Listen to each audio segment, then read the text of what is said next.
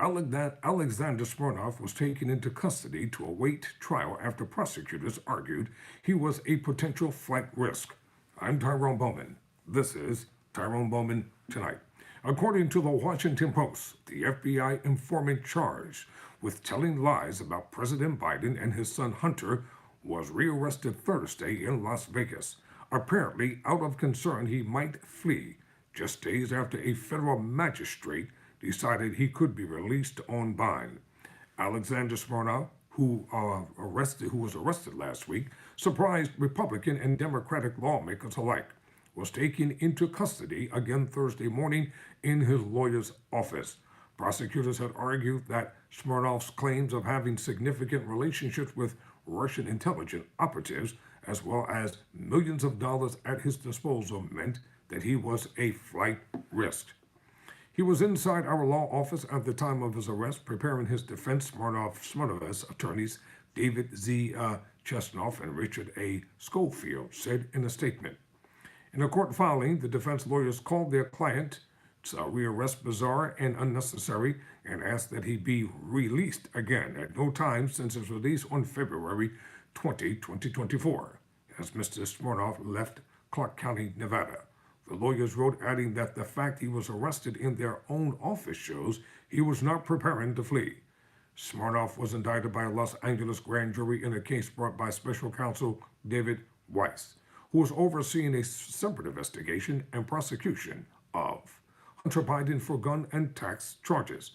A dual U.S. Israeli citizen, Smirnov is charged with lying to the FBI in 2020 when he claimed to have knowledge of corruption by Joe Biden and his son. The accusations by Smirnov against the Bidens memorialized in an FBI document were championed by congressional Republicans last year as a central part of their effort to impeach President Biden and accuse his family of corruption related to the Ukrainian firm Burisma. Smirnov's indictment and detention memo, however, suggests the allegations were not only false, but possibly a Russian-inspired smear. During his custodial interview on February 14, Smirnov admitted that officials associated with Russian intelligence were involved in passing a story about business person 1. The prosecution memo states a business person 1 is Hunter Biden, according to people familiar with the case, who spoke on the condition of anonymity because they were not authorized to discuss it. The memo goes on to say that Smirnov has repeatedly claimed close links with Russian intelligence officials and even planned to meet with Russian intelligence shortly after his trip to the United States, and in conversations with the FBI in late 2023. The court filing says he suggested that Russian officials may use as a compromise in the 2024 election the contents of allegedly intercepting phone calls of Hunter Biden in a foreign hotel. Smirnov's efforts to spread misinformation about a candidate of one of the two major parties in the United States continues, the detention memo states. What this shows is that the misinformation he is spreading is not confined to 2020. He is actively peddling new lies that could implicate U.S. elections after meeting with Russian intelligence officials in November. In light of that fact, there is a serious risk he will flee in order to avoid accountability for his actions.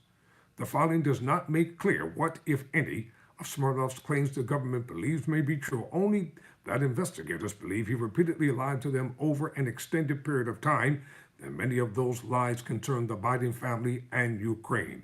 People familiar with the Biden investigation, speaking on the condition of anonymity, to describe details they were not authorized to disclose, have long said that when Smirnov first made the Burisma Biden allegations to the FBI in 2020, the allegations were looked into and then dropped as unfounded.